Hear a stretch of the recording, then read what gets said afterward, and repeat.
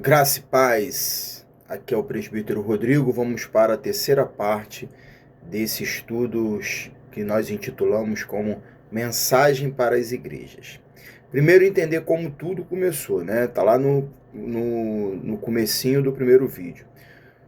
Nós damos estudos na igreja, na Restitui Church, e alguns irmãos e irmãs trazem alguns temas para que nós possamos desenvolver os estudos. E uma das irmãs pediu o estudo acerca das cartas às igrejas da Ásia, que está em Apocalipse, capítulo 2 e 3. Pois bem, começamos, só que para falar dessas cartas e para explicar, precisávamos de uma introdução, né? Então começamos com o capítulo 1. No capítulo 1, o livro de Apocalipse traz muitas palavras culturais da época, muitas colocações que, quando você lê de primeira, fica um pouco confuso. Então, nós fizemos o primeiro vídeo falando sobre o capítulo 1, esclarecendo o significado dessas palavras. No segundo vídeo, nós explicamos acerca do modelo de literatura, que na verdade não é uma carta. Não são cartas, são oráculos, né? Ordens diretas. Tudo isso está explicado no segundo vídeo. E agora, nesse terceiro vídeo, nós vamos direto aqui no capítulo 2 e no capítulo 3 explicar de uma maneira geral qual é a mensagem que contém aqui no capítulo 2 e capítulo 3 acerca das igrejas.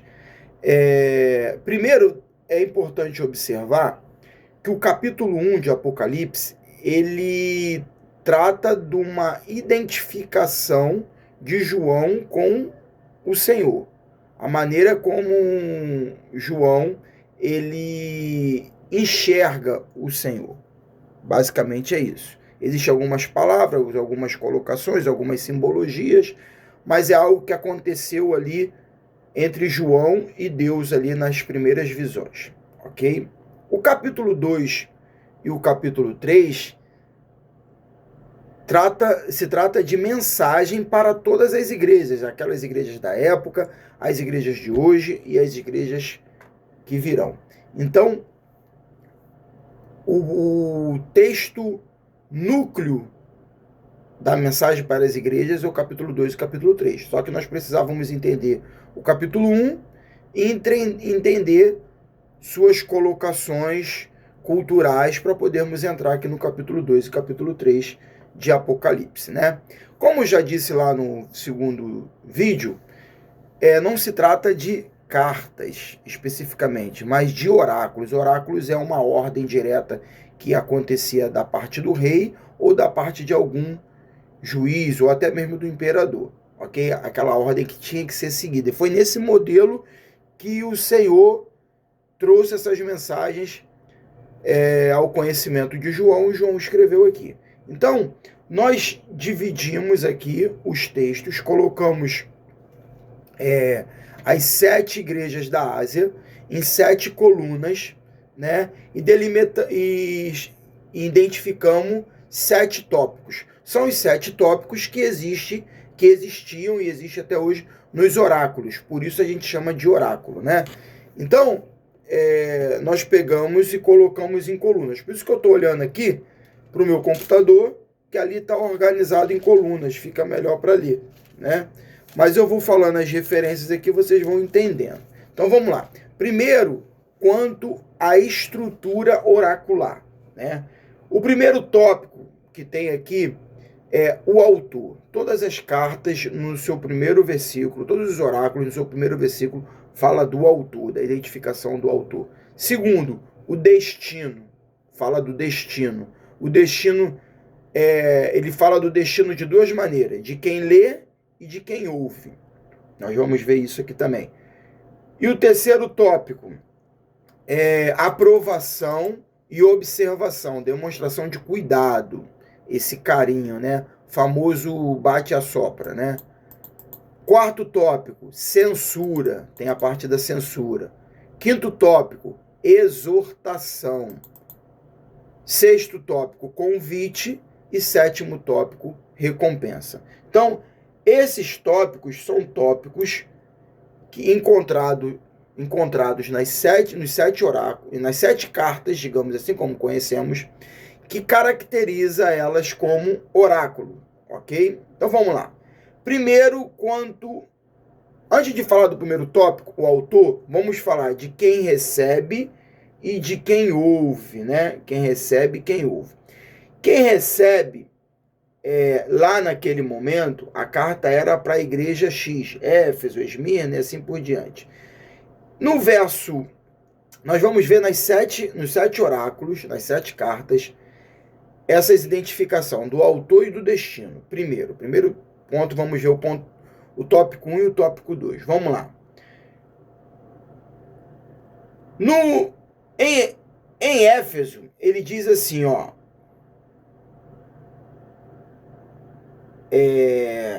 as 7 estrelas e os 7 castiçais de ouro. Nós já explicamos isso no capítulo 1. 7 estrelas são os pastores da igreja. 7 castiçais de ouro são as igrejas. Castiçais de ouro falando sobre, dando alusão à riqueza que é a igreja de Cristo, né? A perfeição que é a igreja de Cristo. E as 7 estrelas são... E estrelas aqui, no caso, é o pastor da igreja. Número 7 é perfeição. Já expliquei esse tópico também. Perfeição não no sentido do, por exemplo, na minha igreja, pastor Eduardo. Não significa que o Eduardo é um ser humano perfeito, mas que o pastor Eduardo, na condição de pastor, como pastor, realmente ele é perfeito, ok? Porque ele transmite a mensagem do Senhor. No segundo oráculo, ele diz a igreja, ele não faz uma exortação acerca do pastor, só fala a igreja de Esmirna, que é quem ouve, quem recebe, né? Ele fala o anjo, né? Em todas elas ele fala o anjo. O anjo e a estrela é a mesma coisa. Anjo e estrela é o pastor, tá ok? Em Pérgamo ele diz também anjo, caracterizando o pastor que recebe, né? Aqui em Tiatira ele também diz ao anjo, caracterizando o pastor que recebe para ler. Em Sardes também ele caracteriza o pastor como um anjo, mensageiro, né? Anjo significa mensageiro, eu falei isso no capítulo 1. E em Filadélfia ele também diz o anjo. Aqui em Laodiceia também o anjo. Esse é o pastor que vai ler a carta, ok? Esse é o pastor que vai ler a carta. E só que na primeira carta, além de falar o anjo, ele fala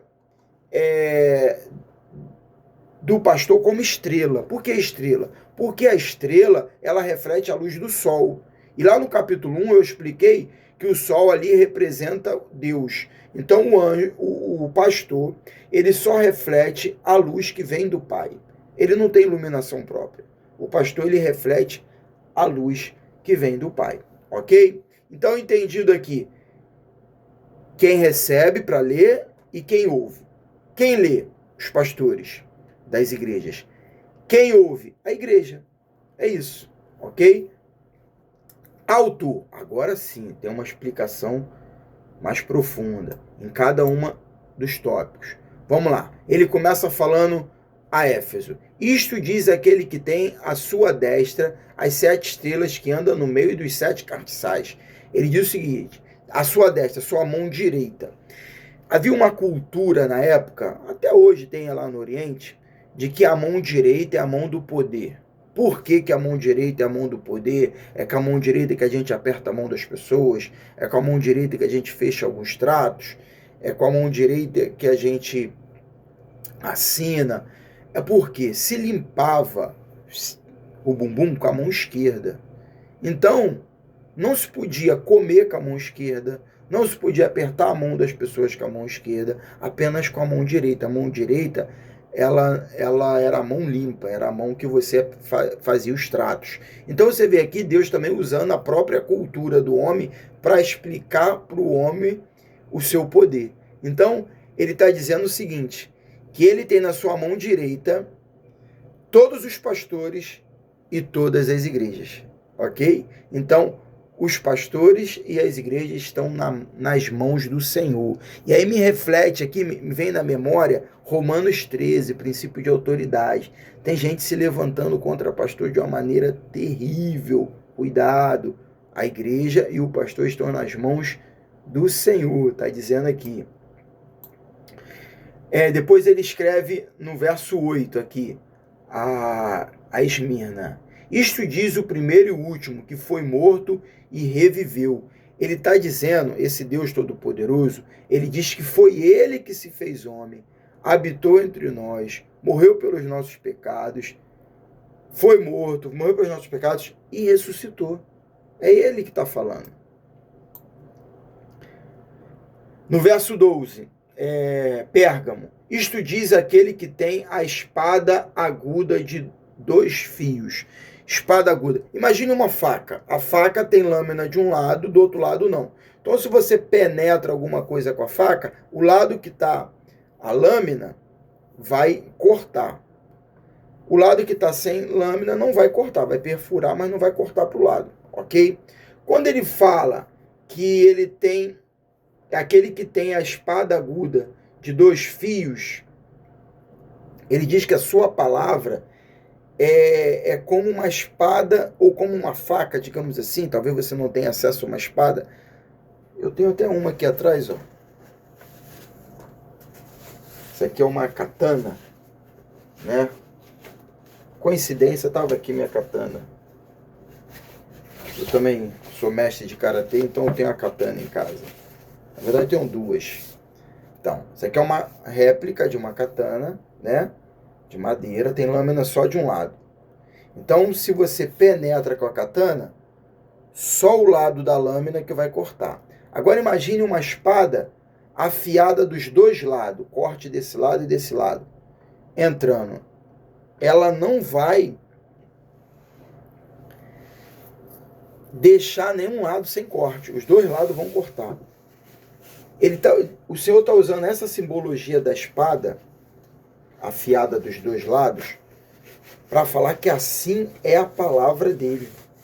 Quando a palavra de Deus penetra nos corações, não tem como trabalhar de um lado e não trabalhar do outro. Ela trabalha por completo. É igual quando você tem que falar alguma coisa, 2 adultos conversando, tem uma criança aqui do lado. Eu tenho que falar algo com adulto, mas a criança não pode entender o que eu estou querendo dizer. Então eu falo num linguajar que só o adulto entenda. A gente não faz isso? Então, muitas das vezes as nossas palavras cortam para um lado só, para que o outro lado não entenda. O que o Senhor está dizendo é que a palavra dele, quando vem penetrante e todos terão acesso, ok? Continuando o verso lá na Tiatira. Isto diz aqui, o Filho de Deus, que tem seus olhos como chama de fogo. Olhos como chama de fogo. Aquele que olha para o ser humano e consegue sondar os corações, sondar a mente, sondar os planos, um olhar penetrante. E os pés semelhantes a latão reluzente. Latão reluzente é justiça, é juízo. Ou seja, o Senhor, esse Deus Todo-Poderoso que está falando com as igrejas, ele não só olha o que a igreja está fazendo, mas ele enxerga o coração, ele enxerga os pensamentos, ele enxerga os planejamentos de cada um de nós e opera com justiça, ok? Eita, passei demais aqui, peraí. Deixa eu voltar. Latão reluzente. E agora aqui em Sardes. Isto diz o que tem os 7 Espíritos de Deus. 7 Espíritos de Deus, eu já expliquei lá no capítulo 1 de Apocalipse, no primeiro vídeo. Significa que o Espírito Santo de Deus, ele é perfeito. Isto diz o que é santo, o que verdadeiro e que tem a chave de Davi. O que abre ninguém fecha, fecha ninguém abre. Ou seja, aquele que é santo, verdadeiro, ou seja, aquele que é cumpridor da promessa que foi feito a Davi. Isto diz o Amém. Vocês sabem o que é o Amém? Amém não é que assim seja, não. Assim seja foi uma frase colocada desde o século XV, XVI, aí por alguns dirigentes de algumas denominações, que eu não vou citar o nome, por uma questão de ética, mas o Amém significa testemunha fiel e verdadeira. Está até com uma certa redundância aqui no texto, né? O Amém é testemunha fiel e verdadeira. A palavra testemunho ou testemunha no português, quando a gente ouve, a gente pensa assim, alguém que viu alguma coisa, né? Não. Nessa época aqui, tanto no grego quanto no hebraico, testemunha, testemunhar é você morrer por uma causa, ok? Por isso que diz que Jesus é a testemunha fiel e verdadeira, ou seja, ele morreu pela nossa causa, pelos nossos pecados. Quando eu digo assim, eu sou testemunho, quando eu digo assim, eu dou testemunho de Cristo, eu sou cristão e dou testemunho de ser cristão, ou seja, eu morro para o pecado, eu morro para o mundo em prol do Evangelho, ok? Essa é a identificação daquele que escreve, do autor. Deu para entender? Vamos para o terceiro tópico agora. Falamos do autor, como o Senhor se descreve aqui. Falamos do destino. O pastor recebe e lê para a igreja ouve. Vamos falar agora do terceiro tópico. Aprovação, observação, demonstração de cuidado. Né? Demonstração de cuidado. Começando aqui na primeira igreja. Primeiro oráculo. Conheço as tuas obras, ou seja, tudo que você está fazendo eu estou vendo. E o teu trabalho e a tua paciência, o que não podes sofrer os maus, e puseste à prova o que se dizem apóstolos, e não são, e tu os achaste mentirosos. Naquela época já se dizia, existiam os falsos profetas, digamos assim, né? Como tem hoje, né? Para você ver como que é atual Apocalipse. E sofrestes e tens paciência, e trabalhaste pelo meu nome, e não te cansaste. Na segunda oráculo, conheço as tuas obras, e tribulação e pobreza. Ou seja, o Senhor está vendo tudo. Na terceira, conheço as tuas obras, e retens o meu nome, e não negaste a minha fé. Ainda nos dias de Antipas, minha fiel testemunha. Antipas foi um cara que morreu pelo evangelho na época. Tiatira, eu conheço as tuas obras, e amor e serviço, e fé, e a tua paciência, e que as tuas últimas obras são mais do que as primeiras. Deus está vendo tudo. Sardes, o que ele fala de Sardes? Sardes tem pouquinha coisa, gente. Quer ver? A única coisa que ele fala de Sardes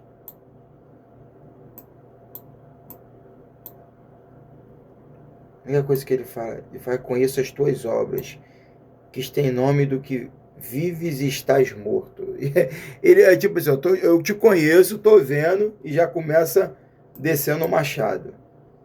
Filadélfia, conheço as tuas obras, eis que diante de ti pus uma porta aberta, e ninguém a pode fechar, porque tendo pouca força, guardaste a minha palavra, e não negaste o meu nome. Laodiceia, conheço as tuas obras, eu repreendo e castigo a todo quanto amo. Ou seja, se nós identificarmos até aqui, como eu disse, é um oráculo, nas sete, como dizem cartas, existe autor, existe destino, existe aprovação. Lemos a aprovação nas 7. Agora vamos para a censura. Agora o cajado vai descer. Deixaste o teu primeiro amor na primeira. Tem muita gente aí que já abandonou o primeiro amor há muito tempo. Blasfêmia dos que se dizem judeus e não são, mas são sinagoga de Satanás. Ou seja, muita gente diz que é cristão e não é. Não é. É templo de Satanás. Mas algumas poucas tenho contra ti, porque tens lá o que segue as doutrinas de Balaão.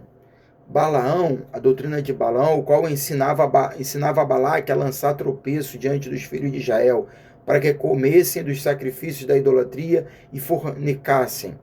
Idolatria, fornicação. Assim tens também os que retêm a doutrina de Nicolaítas, o que eu odeio. Nicolaítas, eles pregavam heresias. Vamos lá. Aqui o negócio está feio. Tiatira.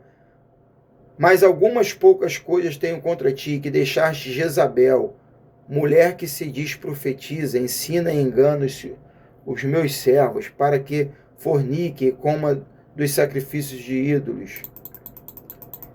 E dê-lhe tempo para que se arrependesse de sua fornicação, e não se arrependeu. Eis que porei numa cama, e sobre os que adulteram com ela virá grande tribulação, e não se arrependem das suas obras, e destruirei com morte os seus filhos, e toda a sua igreja saberão que eu sou aquele que sonda as entranhas e corações, e darei cada um de vocês segundo as vossas obras.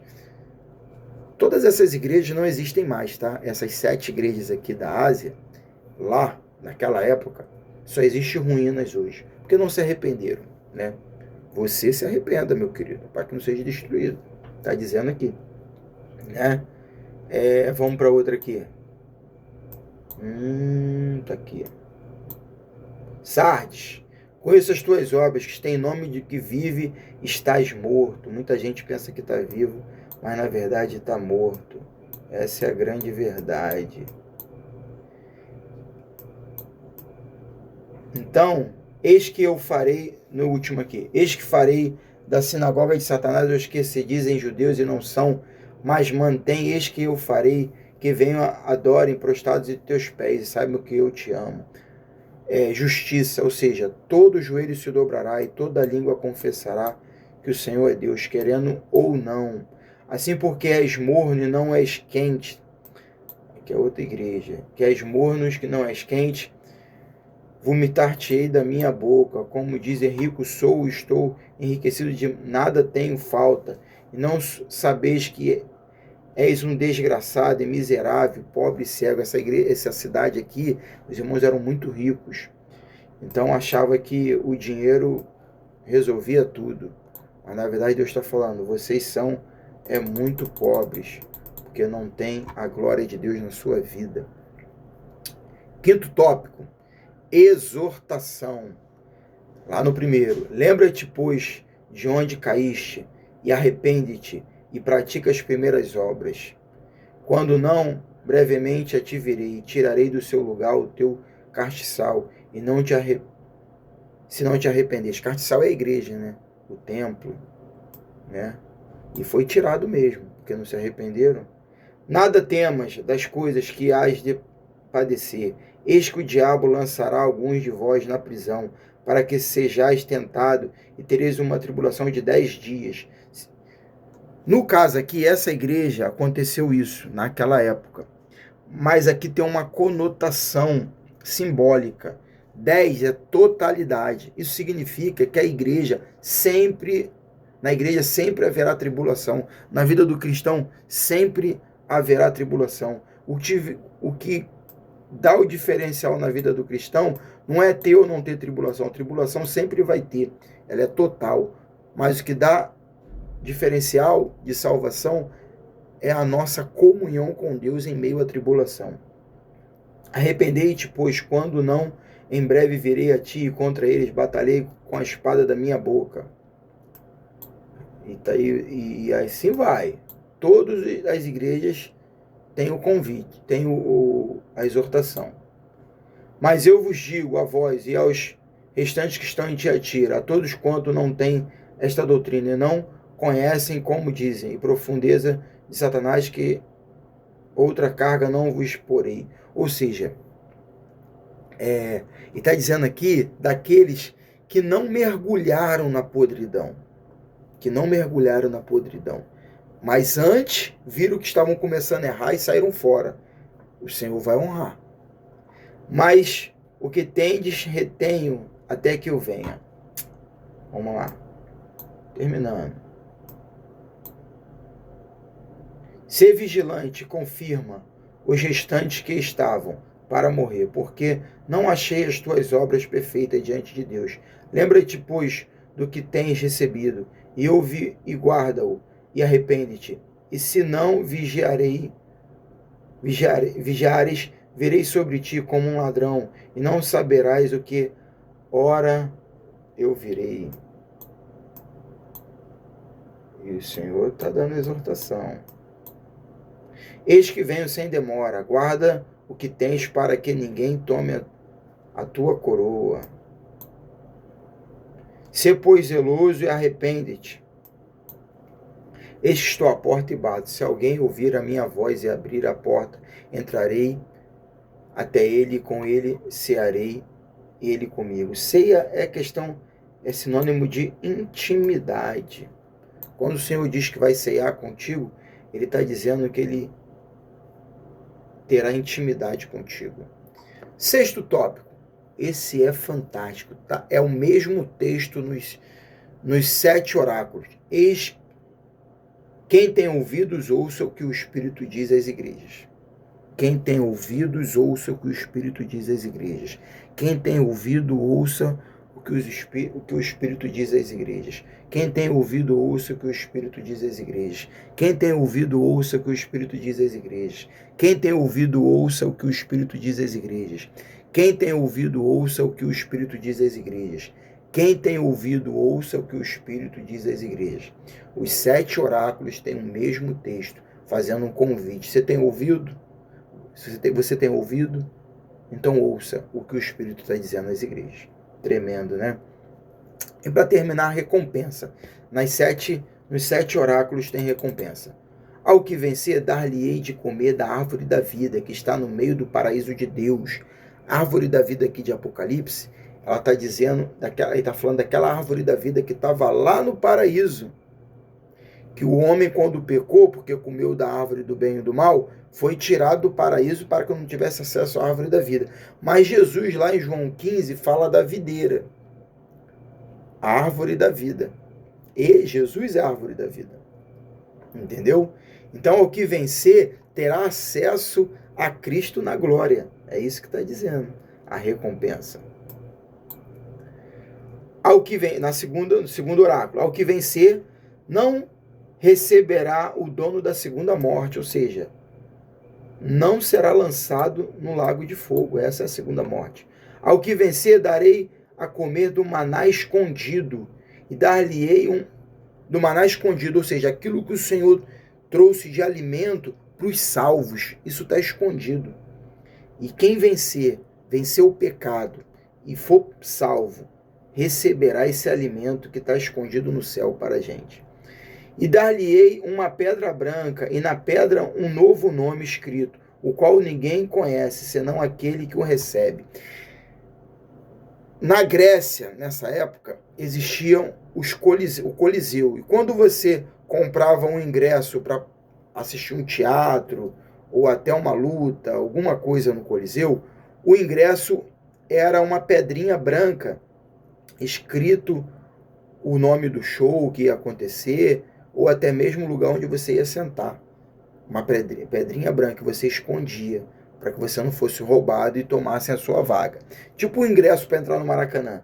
Então, aqui ele está dizendo o seguinte: ao que vencer, dar-lhe uma pedrinha branca, e na pedra um novo nome escrito, o qual ninguém conhece, senão aquele que o recebe. Ou seja, você vai receber um passaporte para ir para o céu com um novo nome, que só quem sabe é Deus, e você vai saber na hora. Essa é a recompensa. E dar-lhe-ei a estrela da manhã. Quem é a estrela da manhã? Quem é a estrela da manhã? O Pai Todo-Poderoso. És a nossa estrela da manhã.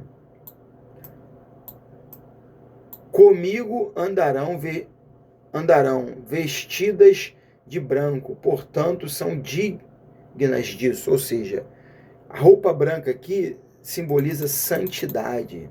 Você vai para o céu de maneira santa, separada. O que vencer será vestido de vestes brancas, e de maneira nenhuma riscarei o seu nome do livro da vida, e confessarei o seu nome diante do meu Pai e diante dos seus anjos. Imagine Jesus chegando com você no céu e falando para Deus assim: Pai,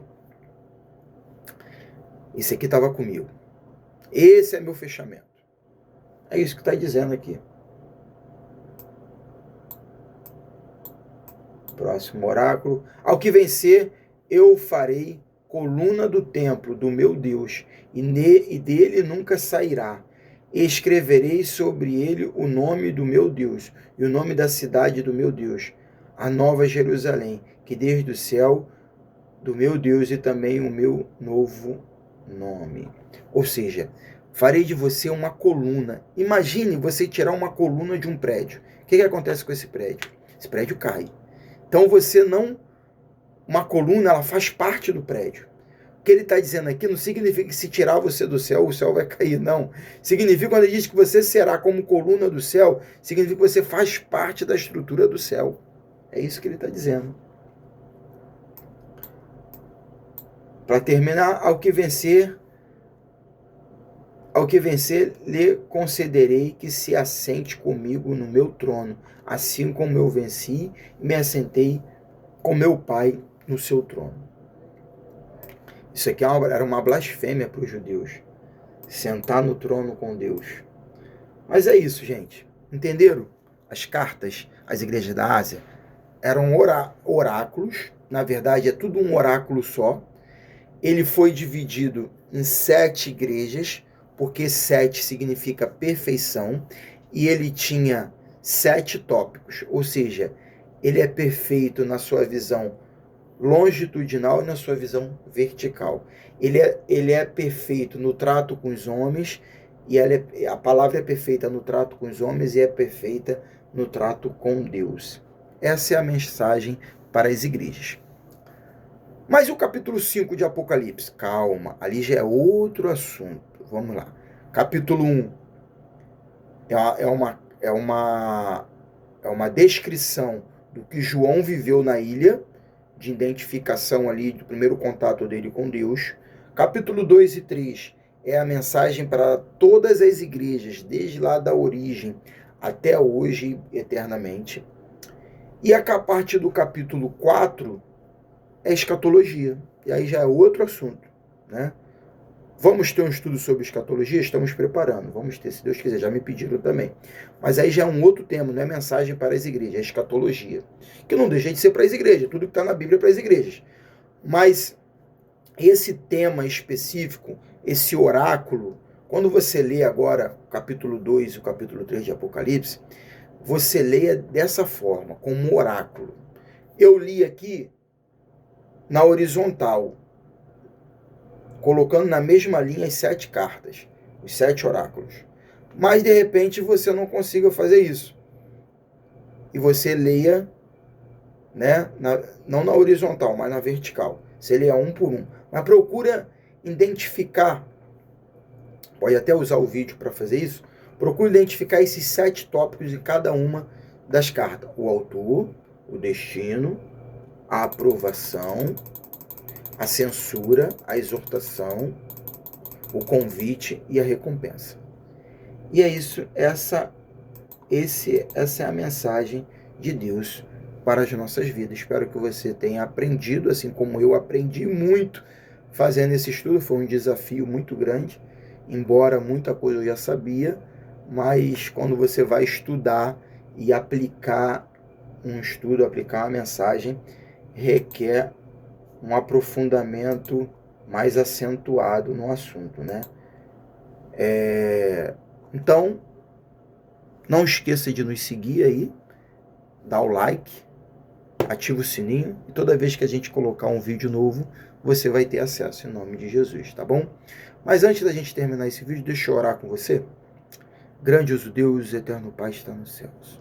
Ó Pai, obrigado, Senhor, por essa oportunidade, Senhor, de trazer esse estudo aos corações dos ouvintes, ao coração da sua igreja. Pai querido, Pai de amor, esteja com cada um dos ouvintes, cada um daqueles que estão assistindo esse vídeo, cada um daqueles que tiveram esse estudo também na igreja na semana passada. Pai querido, Pai de amor, vai de encontro a cada coração e que essa palavra ilumine o entendimento de cada um dos ouvintes, assim como iluminou o meu entendimento. Que a tua poderosa graça esteja com cada um, em o nome de Jesus. Amém. Deus abençoe. Até o próximo vídeo.